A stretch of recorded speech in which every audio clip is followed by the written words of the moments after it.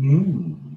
Hey, how you doing? Welcome to Rockinboxes Presents this week. I'm your host, Sean Rockinboxes. Guys, what a fantastic week it's been for me. And this week we have, another great guest, of course. I would like to introduce you guys. He's got a great documentary coming out called Friday the 13th Part 3, documentary in memoriam for Richard Brooker. Guys, everybody out there, how you doing? Welcome to the show, Kevin R. Phipps. How you doing, brother? Great. How are you doing, brother? Very excited to be here. Wow, you're looking foxy, man. You're looking foxy. Well, I try to stay sexy, use Head and Shoulders, Purell. It's all good. So, is this a character that you do play in a movie or something? Like, because this is phenomenal. I love it. When we did the promo, and I was like, what? That's awesome. No, actually, this was something I had originally bought for a cosplay, and we thought they were really creepy. And we're like, actually, we're going to be using them all for a music video that we're going to be shooting soon. So, yeah, we've got like 5 coming in. So we've got the wolf, we got the cat, and we've got a gorilla, a bull. It's going to be a cool music video. It's very surreal. Oh, that's awesome. We got someone said that's not grandma. Oh, I want to read comments. How do I read comments? I'm jealous. You can actually read comments, but you got to kind of shrink the screen, and then you have to look at the comments down the side because it's on the actual YouTube channel. I can send you that link right now. That's no big deal. I'm gonna try to read comments with you and be distracted. Okay. No, I'm just kidding. I should have sent you the comments. I just didn't even dawn on me that, because normally the guests, they never really ask to see the comments because I just read some of them on the side. But yeah, no problem.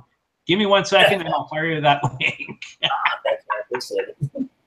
All right. So while I'm firing over that link, Kevin, he's a director, and he's got like 20 credits to his name, short films and whatnot. So we're going to get right into it, and I'm going to ask him. And in the interim, I'll send him the link, and then he can actually look on the other screen and answer some of your questions as well. All right, look at him. We'll do that again. Let's see that again. Yeah, there you go. So you kids better be good. All right. So the first question is, so why did you choose to do such an amazing, documentary? I mean, it's great that you are doing a documentary, and why Part 3? Okay. Yeah. I mean, originally this started as a brainchild of Sean Richards, who's the executive producer and co-writer. He's a massive Friday the 13th fan, and way out surpasses me in the fandom. And we met one day at from my girlfriend, and we partied together like everybody does. And he started talking about this film that he wanted to get done. He wanted to do a documentary on the Friday the 13th series, and Part 3 in particular, because he had some of the last remaining footage of the Values-A Ranch, the cabin that they shot at. Also, of course, Richard Brooker, who played Jason. He talked about how he passed away and how he had met him a few times and how special he was. And so that kind of just started the whole thing. And he was like, well, you're a filmmaker. And I'm like, yeah. And so we just kept talking and talking. And it snowballed, like a lot of things do, into this wonderful, crazy 2 to 3 year journey that we've been on, meeting all the cast, fans. And it's just been wild. But yeah, there you go. So I understand there was some destruction that happened to the original house from the film. Now, was this the farm, like the barn or the house? I'm sorry, I apologize. Yeah, it was the house, the cabin, not the barn. I believe the barn is still there, but the cabin was taken out by a few kids who vandalized the property. They ended up hanging out there one night and burned it down. So was it abandoned? Not abandoned. I mean, it's on the Values-A motion picture ranch. So it was still there. It's just they kind of snuck onto the ranch itself and then went in and started, doing their thing, partying, having a good time. And they thought the fireplace was real. A lot of this is explained in the documentary with reenactments and things like that. But sure. yeah, and they thought the ranch was real, and so they lit a fire in the fireplace, and it lit the whole place on fire. So yeah. Wow. So, no good, so, but you know, the story's really interesting because there's more to it, of course, including police officers and bonus pictures and stuff like that. So. Oh wow. That they so nicely took on their way out. So, yeah. So revisiting, did you revisit a lot of the filming locations? Were they close by? Were they far away? Oh, they're not completely all over, but they are in and out of valleys and stuff near Six Flags over in LA, of course, in LA County. And so near the Valley Ranch, we went up way north near the Valley Ranch, and we filmed at the gas station, right? Where we meet the bikers and stuff like that. We filmed there. That's where we filmed Paul Krakauer's right intro to the whole document. Yeah. So that was a lot of fun. Here's a live thing. Oh, sorry. I'm sorry. Go ahead. That's okay. I'm just weirded out by seeing 3 versions of myself. Okay, you can take care of that link, and you can click along the side. You might have to shrink your screen with me, and then you can just have it in the background running, and you can see that people. I'll just type something quickly, and then we'll continue on with this interview. Hello, Kevin. Sure. There you hello, go. Hello. There you go. Yes, Grandpa. All right. Awesome. Okay. Yeah. So there you go. Then you can answer a few of the questions if you wish. That's no problem. So I just we'll go on with this. So you went to the gas station, what you said and whatnot. How much time did it take? Sorry, how much time did it take for the research going forward with the film to actually, you know, look into what you guys were actually going to do? Like, how long did it take for you to get the research done, get everybody to try to be on board for the project, I guess is what I'm getting at. Right, yeah. Well, it took, you know, like I said, about 2.5 years. Yeah. We were getting hold of all the people, seeing who wanted to be involved, and, you know, starting to build this catalog of things that we were going to use in the documentary. And it was kind of like jumping into the rabbit hole, because every time we'd find something new, it was like, oh, but then there's something else. Right. And so, and that became, documentaries are very interesting in that way. And because it's like, oh, you think you know the story, and then there's like a deeper story. And then you go to that deeper story, and then there's a different story. So, yeah, I would say over 2.5 years it just took to build all this stuff and learn about it and fact check sometimes and say what happened. And it was amazing just to find like 5 stories about the same thing, you know, in different ways from 5 people that were all on the same set. So it was it's interesting. Kind of why I got distracted was because there was a question that came up. Did any former cast, you know, did they want to be involved? And that was one of the questions. That's why I re-asked that question. Sorry. Oh yeah. Well, we tried. I mean, most people said yes. I'm trying to think of who. I mean, one couldn't say yes because she was out of state, and she just couldn't do it. Every time we tried to get it done, it just wasn't happening. So, yeah. I mean, and then there was a couple that couldn't do it at first, and then they ended up coming aboard after a few others came aboard. So it was kind of nice to see that snowball effect. Once I think once that a lot of the cast members and a lot of the other celebrities that we were able to interview, Caroline Williams and, you know, people like that, once they saw that we were being endearing to the project, you know, sincere about Richard Brooker's memory and the cabin, it started to snowball, and a lot of people wanted to be aboard, and we were very appreciative of that. But getting that first one was the difficult one. to have people go, are you legit? Are you trying to, you know, what are you doing? You know, and So getting that first one was a little difficult, but thanks to Joe Quintanilla, of course. Oh, yes. He was, yeah, I mean, Joe was instrumental in helping us talk to all these people and giving us some legitimacy to what we're trying to do. And I think the thing is, a lot of people knew what we were trying to do it from the heart. And, you know, because it's basically like, it's like by fans, for fans, you know.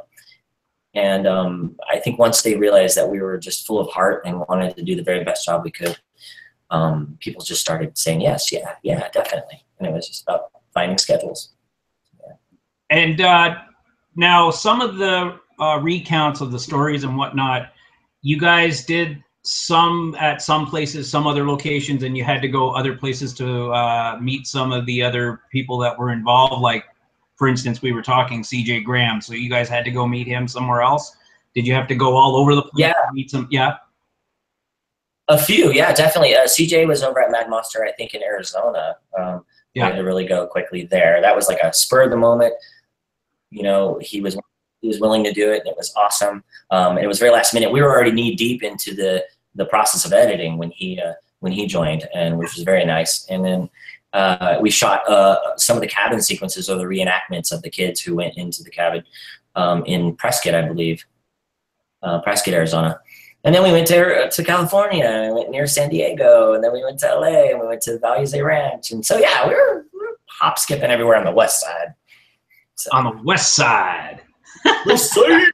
West side. Did you ever, I'm sorry, you said Sean met Richard. Did you ever get that opportunity, like before he passed away a long time ago at all? I didn't catch that if you did say, sorry. Sure, no. I never got a chance to meet him in person. And, you know, it's been very interesting. I think that was one of the more heart-wrenching parts for me was, you know, Sean would talk so admirably about him and all these times that he met him. And I started to get to really know him through Sean as best I could. So in a way, it was kind of nice because I'm looking at the documentary almost as if I was a fan that didn't get a chance to meet Richard.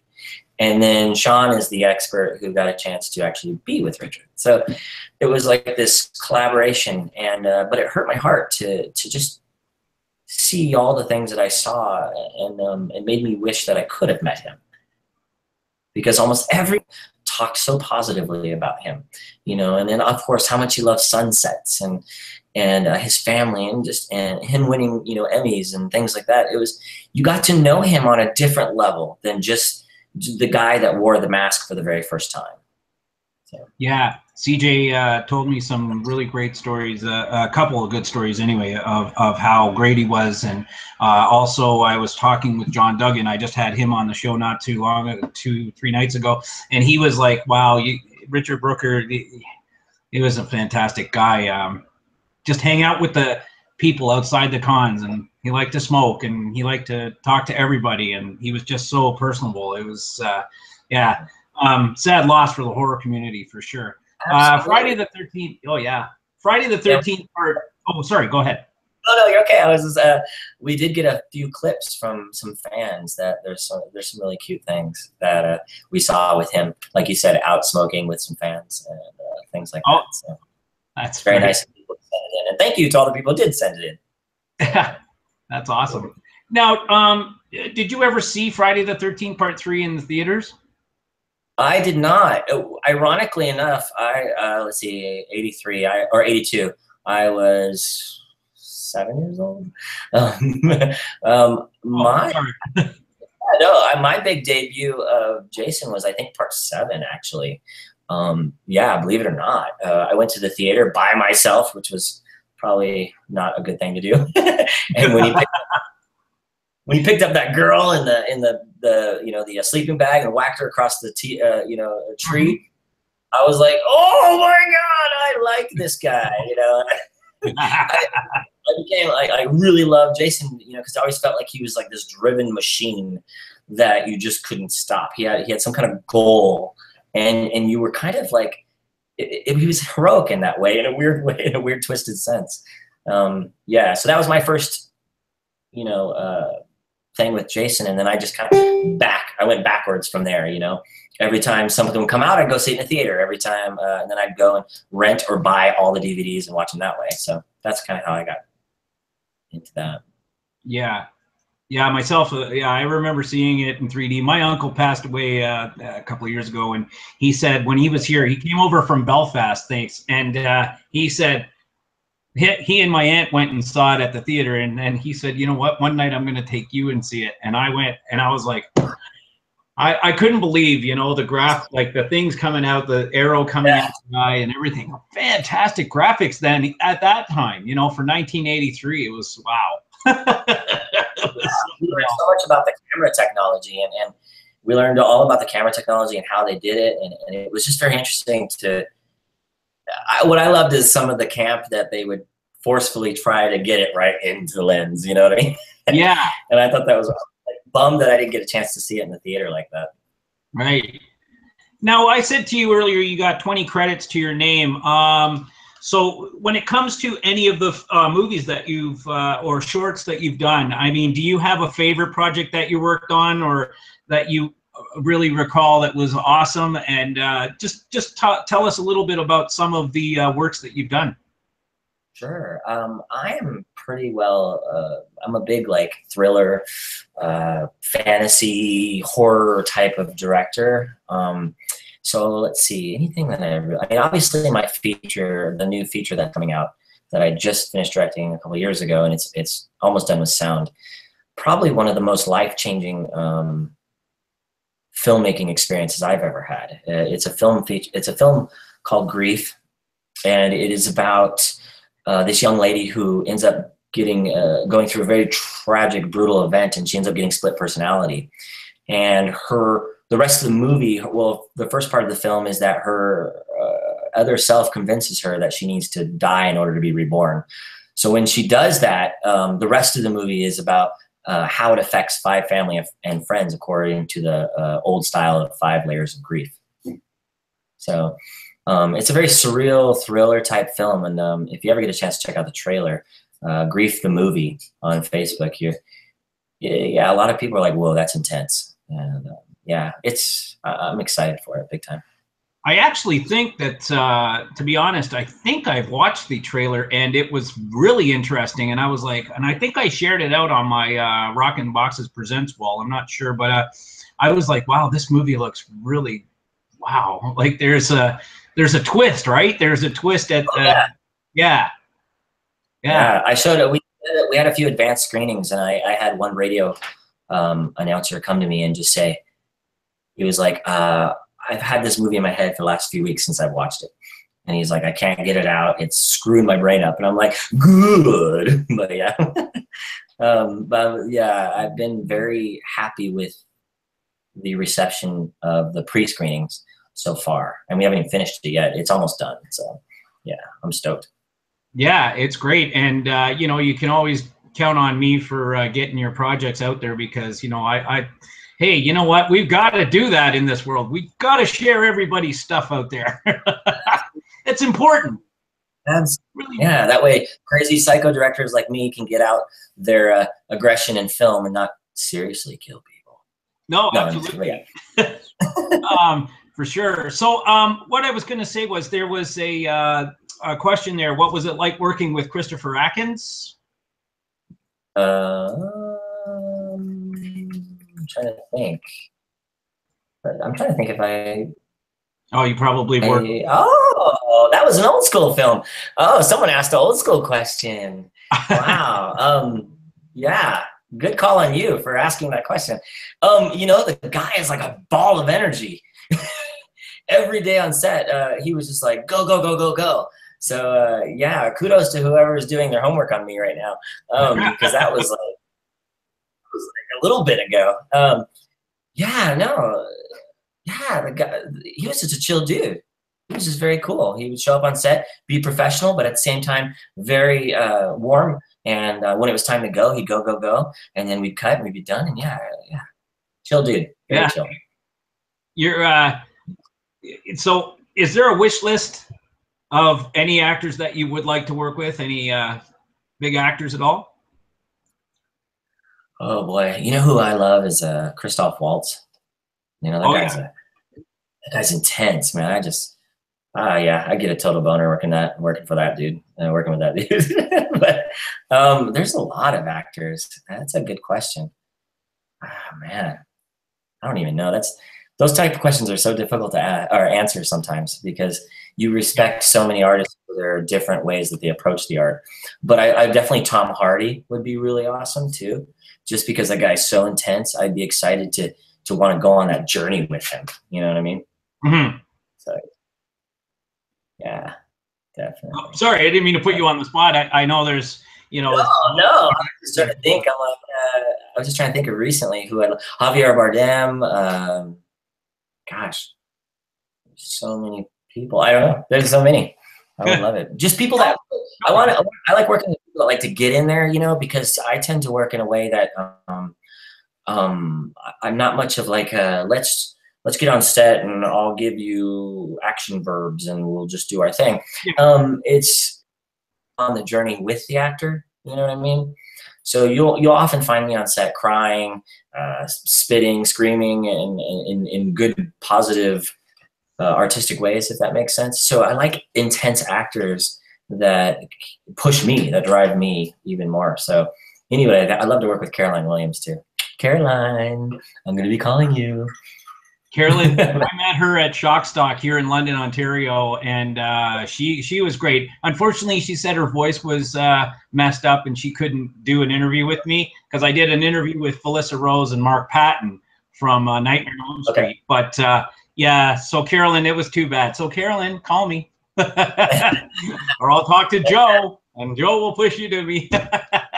Yeah, no, she is a great person, and she was really kind to me at the show. So. Yeah. So basically, you, what inspired you to be a director? Like, where did it come from? How did you get into it? And was it something you always wanted to be?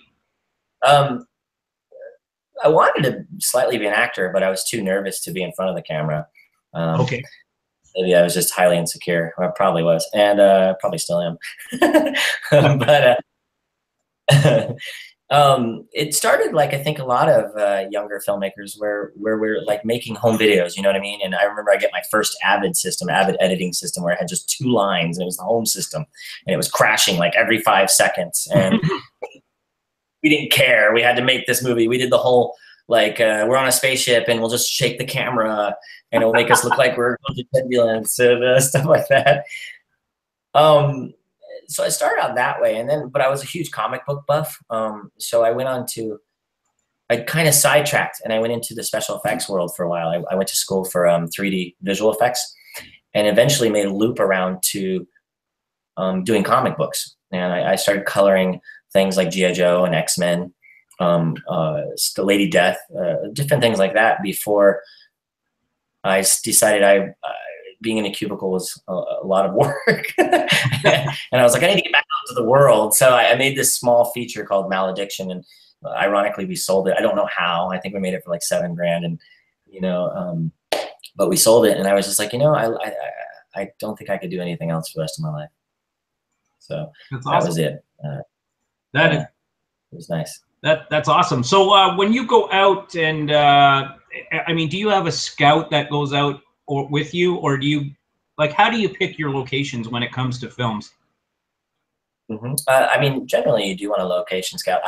I'm really hands-on though when it comes to looking at locations, because I'm all about texture in films. Okay. And I always feel, this is a good tip for any of you filmmakers out there, if you have not as much budget per se, try to find locations that have a lot of texture. And I don't mean a lot of busyness, but what I mean is just like the back wall here is not white. You know, white usually screams independent.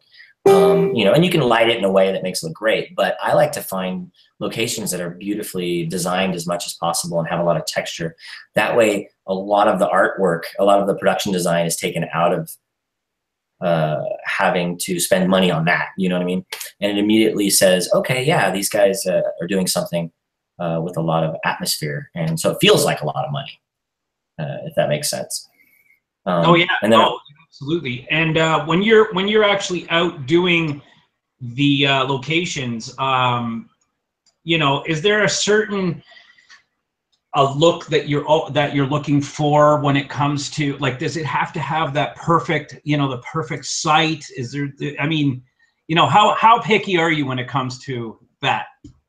I'm pretty finicky. It depends.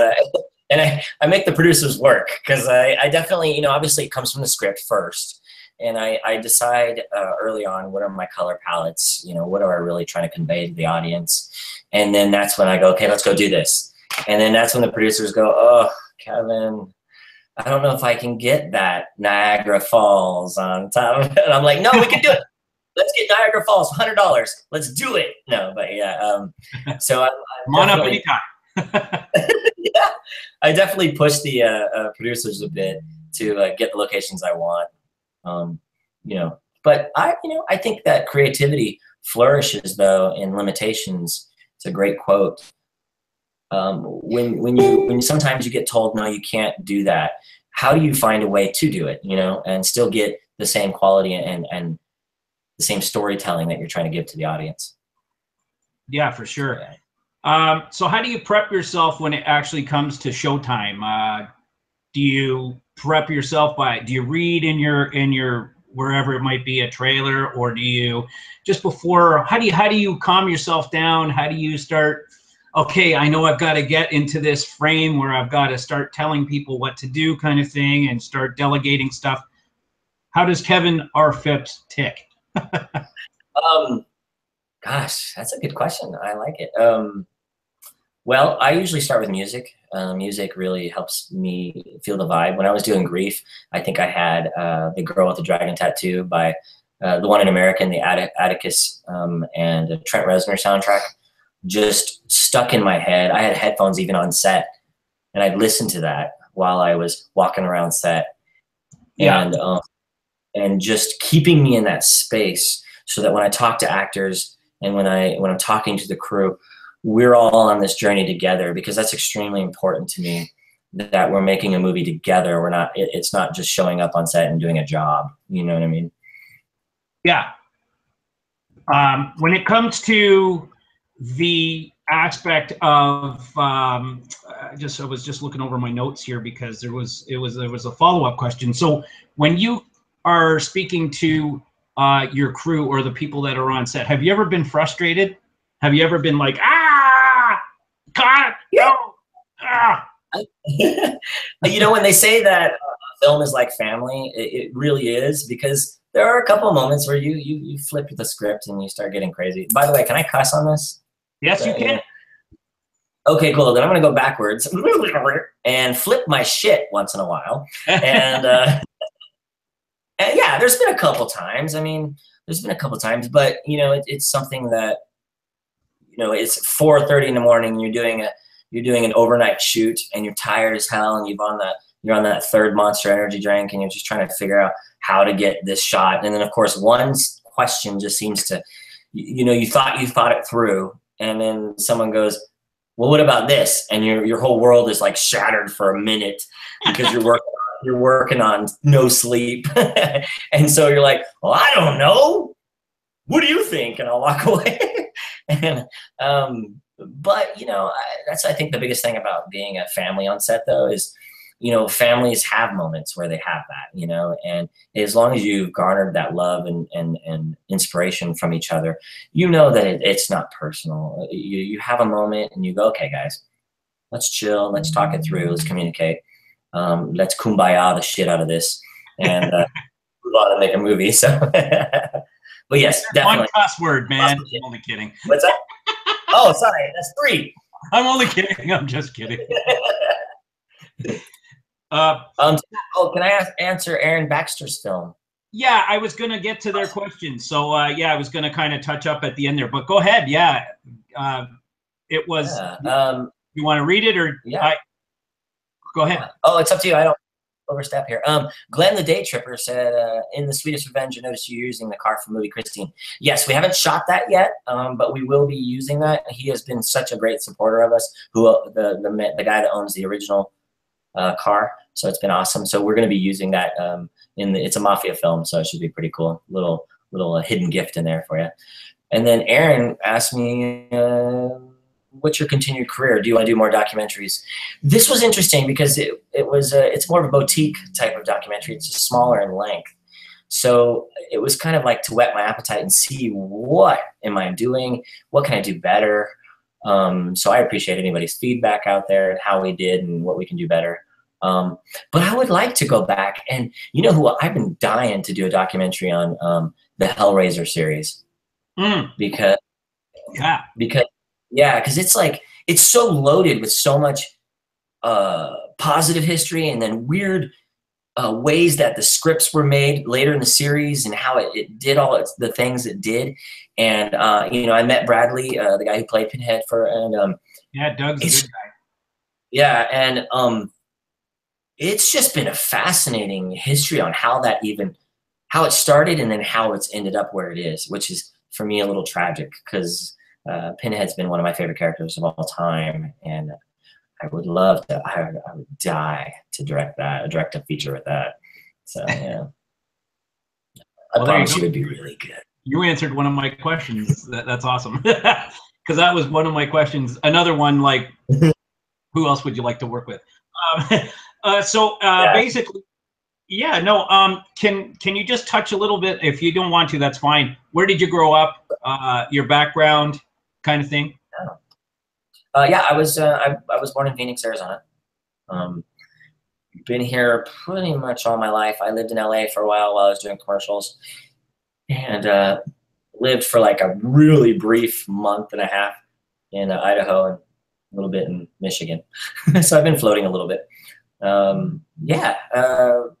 What was the other part of the question? Sorry, I missed part of the question. I got caught up in where the hell I was. Just where you grew up, your background. So Phoenix, Arizona, and you were saying about. Yeah. Just living. I was looking at my notes when you were. Just basically a little background about yourself. You know, sure. What were you in high school? And then you went on to college. Wow, I was that guy that had the long hair, but underneath it was all cut. Okay. And so I had this like skater haircut, ponytail. I used to be a skater, if you were to put a label on it. But I was that in-between guy, you know, that guy that got along with everybody. I got along with the jocks, got along with the, you know, name whatever label you want. But it was, yeah, that was my high school career. I didn't really excel great in high school because it just, I think I got bored too easily.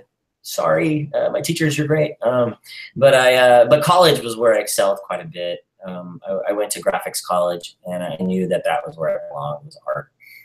I don't care if I'm poor and broke, and I'm just going to be doing that for as long as I possibly can. Oh yeah, for sure. It's awesome. Yeah, sorry, we got a little bit mixed up in there. That's okay, no big deal. So just tell everybody what you have coming up. Grief is one of them projects, but you know, and also when Friday the 13th Part 3, I believe there's going to be a red carpet ceremony coming up as well. Yeah, red carpet celebrities coming too. Yeah, so just tell everybody about that, and you know what you have coming up.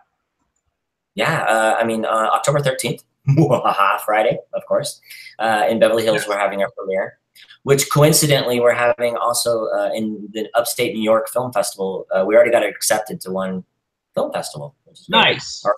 Yeah, so it's going to be showing the same day in New York, which is wonderful. Sean Richards got that all hooked up for us. And Ruben Angelo, one of the other producers, who's amazing.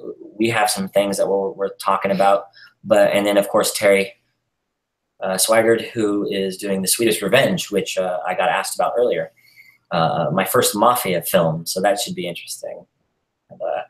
And the way that we approach that, I promise it's not going to be pretty. No, but yeah, I've been in talks with a couple projects right now. One in Pennsylvania and one in San Diego. So I'm not sure which direction I for sure want to go. But my biggest thing right now, my biggest heart and passion, is we're doing a film called My Secret War. It's a short film that we're hoping to get out in a lot of festivals. And it's about a young lady who, when she was 7, she was in the Kosovo War. And she ends up giving away a secret that has a lot of impact on a particular part of the war, and how she comes to America and deals with that post-traumatic stress syndrome. and as an adult, how she's dealing with it, Right. and ends up having to meet face to face with it. So it's a drama, but it's a little darker. I'm kind of approaching it more like a darkness type, like The Road, you know, with have you seen The Road? Yeah, The Road. And yeah, let's see, what else? What else I got going on? I got my agent and lover over here. No, That's okay. No big deal. Hey, that's great. I mean, where can people find you? You got a YouTube channel, and what else? You got Facebook. Where can people find you? And maybe if they want to promote the movie, push out your videos, whatever. Let them know. I have the Kevin R. Phipps official on Facebook. You can also friend me. I'm a pretty chill dude, and so I'll accept your friend request. And if you go to Vimeo, if you look up my name, Kevin R. Phipps, in Vimeo, you'll see some clips from Grief and different things that people may not have seen yet. And so that's where a lot of my trailers and stuff like that go. And then, of course, Kevin R. Phipps on YouTube. So it's pretty standard fare. Just look up Kevin R. Phipps. Everywhere. No, yeah. That's awesome. Another one comes from Aaron. He just says, any stories from your own life that you'd like to develop into a film or short? That's a pretty good one. That's a deep question, Aaron. You're rocking it, bro. Aaron. You know, I think like some artists, I've been through some pretty traumatic stuff. So there are a couple things in my life that I would like to approach more. I've been physically abused when I was a kid. Yeah, different things like that. I'm molested a couple times, you know. And so just the kind of, but I want to approach it in a way that's really sincere and a real look at it. You know what I mean? Absolutely. I don't think I could do it in a way that just kind of glosses over it. I would say, actually, believe it or not, Grief was partially pieces of some things that I went through as a human being, and the post stress that you get from going through a traumatic event, like this particular goes through. So I think that the best way to approach any kind of project is to put a part of you in there, because I found that that becomes more sincere, it becomes more truthful, and you're not, what would you call it? I don't know. Something feels more real to me when I do it that way. Almost cathartic in a lot of ways. I don't know if that was a crazy deep answer for you, but yeah. So yeah, to answer your long story longer, to answer your question, yes, I will probably be delving into my psyche again and making another movie like Grief. That's awesome. Yeah, I went through the same sort of deal. When I arrived in Canada, my dad wasn't the greatest of men. And, you know, when you look at illnesses and the way people are and whatnot, it's unfortunate that these things that they happen. And there's not much that you can actually do. Aaron says, thank you for sharing. And he wishes you best continued success. Aaron's a great guy, by the way. I know Aaron pretty good, and we talk all the time. So if he friends you, you'll see, you got to friend him. He's a good guy. He'll bug you all day long. He types to you all day. No, I'm just kidding. Yeah, that's cool. But you know, it is a sore spot when it comes to a lot of things. But then, you know, you endure, and it's a good that you. So would that be a little bit of, obviously, like you said, you added clips of what happened in Grief. So would that have been a little bit of an outlet to get it out? Absolutely. I mean, what's interesting about, for me anyways, I can't speak for everybody, you know, that's been through these type of events, but for me, it was one of those things that you didn't know it was inside of you. You thought you were just fine. You thought you're like, right. Okay. And you know, your family does the very best they can to protect you. So it's sure. But then later I started to discover certain things about myself that I wasn't expecting before. You know, why am I this way? You know, and I started realizing some of it was the residue from what had happened and when I was younger. And so, yeah, I can't speak for anybody else, but you know, I think it has been really cathartic to keep going on that journey and putting pieces of where I can a part of me into the films, whether it be just simple direction, you know, simple art direction or color palettes, or you'll look at the films and you'll realize, oh, there's some themes that are going on. You know, I tend to like films that are more about one or two people as opposed to, you know, the Avengers. And nothing wrong with that. It's just I'm more of a, I want to learn a lot about one character. You know what I mean? So, yeah. Yeah.